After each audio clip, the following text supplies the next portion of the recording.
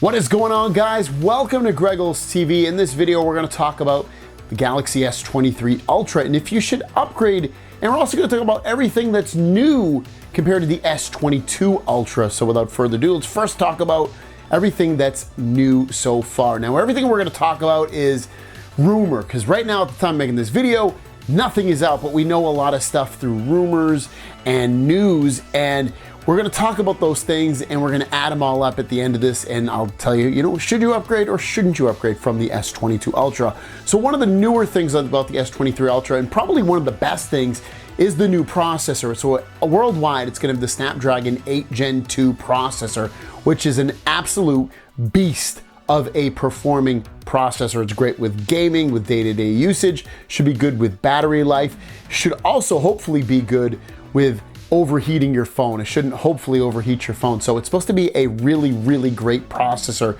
to have inside of your phone, especially your S23 Ultra, which is really supposed to have a customized version of the Snapdragon 8 Gen 2 that runs at higher clock speeds versus its competitors that also have the same processor. So that would be a great reason to get the S23 Ultra. New faster RAM, and you're gonna now have DDR5X RAM. So you're still gonna have the same amount of RAM at 12 gigabytes of RAM, but now potentially it's gonna be faster as well. Well, it is faster. So even though you have the same RAM, it should be able to compute or run things faster and keep things more open faster and all that stuff. So faster RAM is always a nice thing to see. Next up, we have new cameras. Now, the selfie camera has changed on the S23 Ultra, and it's gone down in megapixels. It went from 40 megapixels on the S22 Ultra down to 12 megapixels on the S23 Ultra.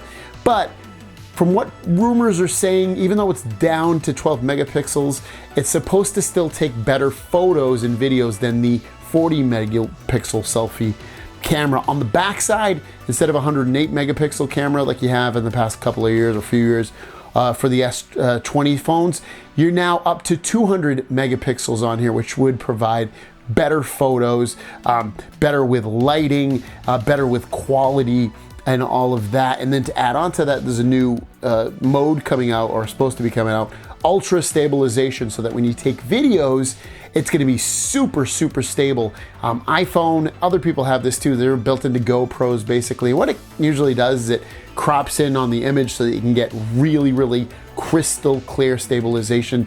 I have to admit, when I'm using my phones now, I'm really happy with the stabilization. So if they can improve that, I mean, it's just icing on the cake in general.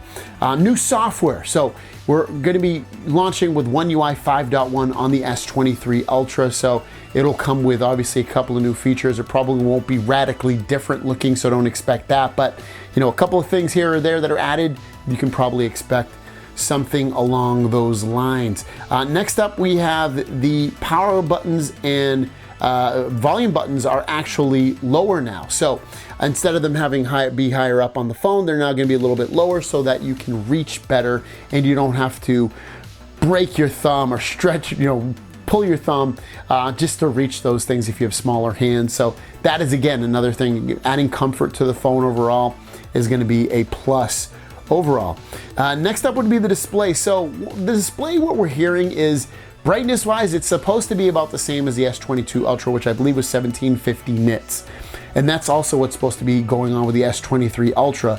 But to contradict that, the other part of it is that it's supposed to be brighter and better quality outside or in a really bright room versus the S22 Ultra. So you got to throw that in there. It sounds kind of weird. I don't know how that's possible if they're both the same brightness.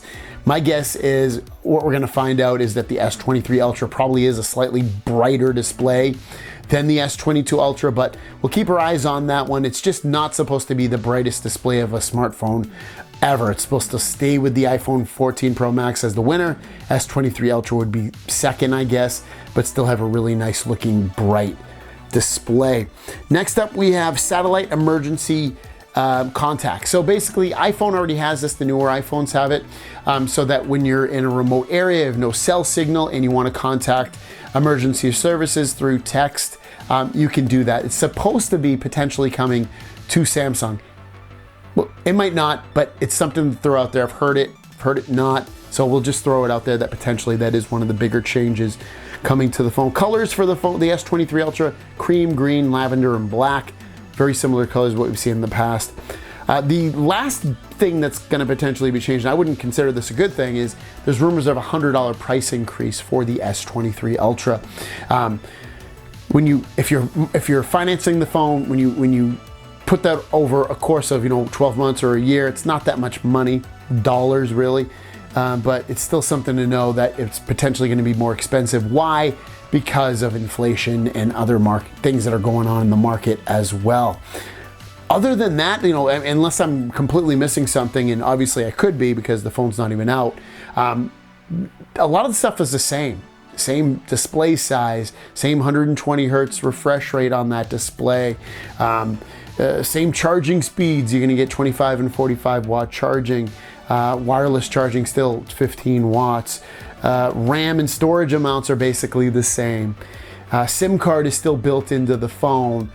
It looks very similar. It's really, in a lot of ways, the same phone.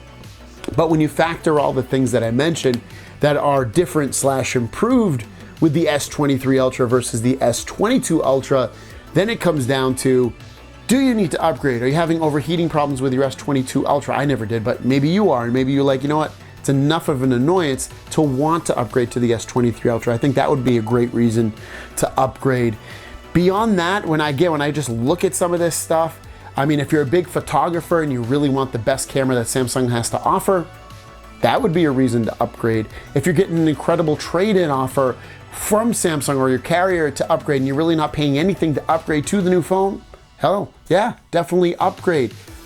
But again, this is very preliminary. My thoughts might change when I get my hands on the phone, but when I just look at this on paper, I would say it's not worth the upgrade, but that remains to be seen. We'll see what happens when the phone comes out. Let me know your thoughts. Do you think on paper it looks like a worthy upgrade or not? Thanks for watching. Have a great day, and we'll see you down the road.